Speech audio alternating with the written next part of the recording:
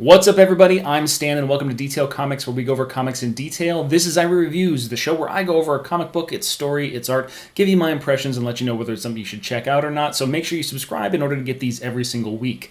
What I'm going to be talking about is Mr. Miracle number 3. So Mr. Miracle number 3 is definitely not a book I can recommend to jump onto. However, it is a book that I'm going to recommend wholeheartedly. But let's just jump right into the story. So where we start off is we're actually seeing the aftermath of issue number 2. And in issue number 2, we see Mr. Miracle as well as Big Barda kind of going into the campment of Granny Goodness and then having tea and stuff like that, but ultimately Granny gets smacked upside the head by Big Barda and she is incapacitated. But this issue starts with Orion. Orion has finally made his way to this encampment where Granny Goodness is there. He orders a parademon to unearth the body of Granny Goodness, slowly bends over her, grabs his, conjures really a blade, and then slowly starts to chop her head off. So that is the graphics behind it, but the real horror of this isn't necessarily the imagery that, Mitch Gerads places in front of you. It's really the story behind it as well. Because what we actually get the impression of is that Scott isn't there in that moment. That's a flashback of what was happening, and he's overlaying these events with a story that he was told as a child by Granny Goodness. It's just like, hey, do you remember that story that Granny used to tell us when you couldn't sleep? And he starts relaying an account of the Holocaust, where a young child, not knowing really any better, is hearing about Mary and Joseph, who were pointed out to be Jews by this, this has happened in the Netherlands, and then ultimately, because he pointed out, it's just like, oh, they could have come and stayed with my family, and then they could have stayed in our basement, and then the police come, and they find the Jewish family, they take the father and the brother, and they shoot them, and it just ends in tragedy. And then the kicker at the end of this story where Sven, this young boy in the Netherlands, innocently condemns his entire family as well as the other family of Jewish folk to death, he doesn't make it out of this. He ends up buried at the bottom of a pile of people that are inside a gas chamber in the Holocaust. And Granny goes, "Merry Christmas." And it's just like, I am never going to listen to Merry Christmas in the exact same way again. Tom King and Mitch Gerads have absolutely destroyed that entire little phrasing just because it makes me think of this horror that is in front of me. And then you actually get another scene that kind of plays out really oddly because we find out that, Scott's in bed with Big Barda and then, he can't really sleep. So he ends up and he goes and gets some milk from the kitchen and makes his way to the couch. He ends up talking to Forager, the leader of the bug people, which really embody, New Genesis. They thrive underneath the surface area. And, they start this conversation and Forager's basically saying that the bug people are slaughtered in the tens of millions. There's 3 million dead or whatever, however many million bugs are dead in this war on Apocalypse, and that Orion is planning on moving forward to invade Apocalypse and, defeat Darkseid once and for all. And Scott's just super nonchalant about it. He's like, yeah, I got a show. It makes me wonder and question everything about this reality, just in the reactions and how nonchalant he is about all these different things, especially when, a boom tube opens up, light rays there, obviously Forager has been doing something wrong, and then all of a sudden he just smokes him with some Omega. It's so ridiculous. And then, oh man, it gets crazy. And then you've got 3 pages of, Mr. Miracle's stunt where he crawls up this crane that's at least, 9 stories high, and then ends up falling in this crate to the ground. And, then all of a sudden he's in a cafe having, brunch with Big Barda, and they take a selfie on Wilshire Boulevard. And there's just so much mind-bending and twisting where you can't understand. The narrator is unreliable, so it's just all of these sequences, you're not sure when they happen, how they happen, and whether they're actually happening inside his mind or outside in the real world.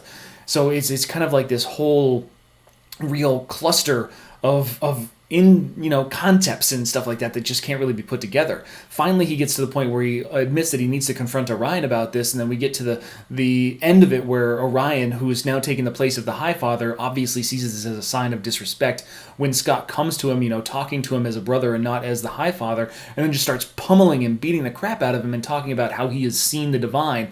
And then the last page is nothing but images showing this is the face of God, and they're all broken up in bad TV signal, and it's just absolutely ridiculous. And then the center panel reveals a face of Orion that's completely not his own. So it's just there's so much going on in here. So like when we end the comic book, we have no idea what's going on other than the fact that Scott is in very serious mental stress and mental strain to the point where we have to question everything about the reality that we see, what has happened, what isn't happening. The only thing that, we can guarantee, which we can't guarantee, but the only thing that Scott believes is real at this point in time is Big Barda.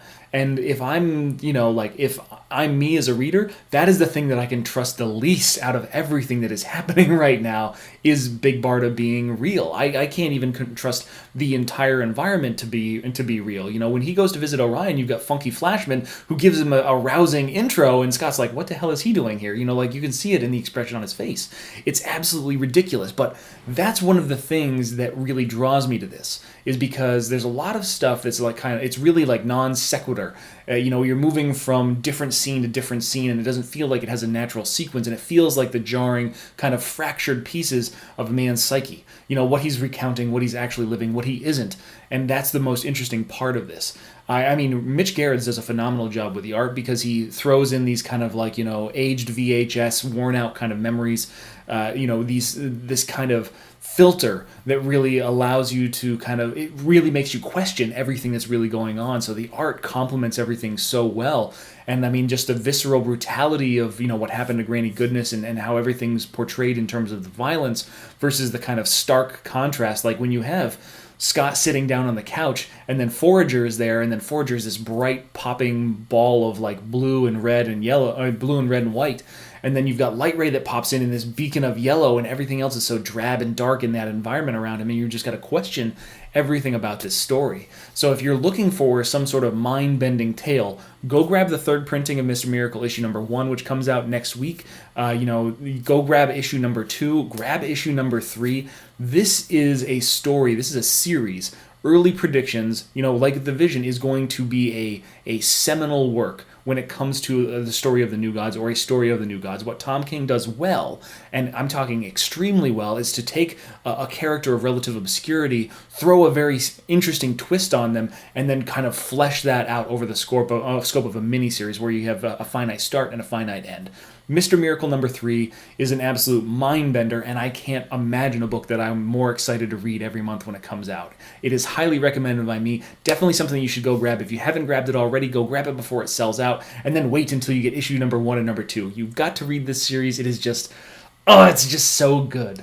But those are my thoughts on Mr. Miracle number 3. I want to know what you guys think too, so hit me up in the comments down below so we can start that conversation. As always, if you like what you see, hit the like button. Don't forget to subscribe to get more news, reviews, and commentary on comic books, comic book movies, comic book TV shows and games, and anything and everything inside the world of comics.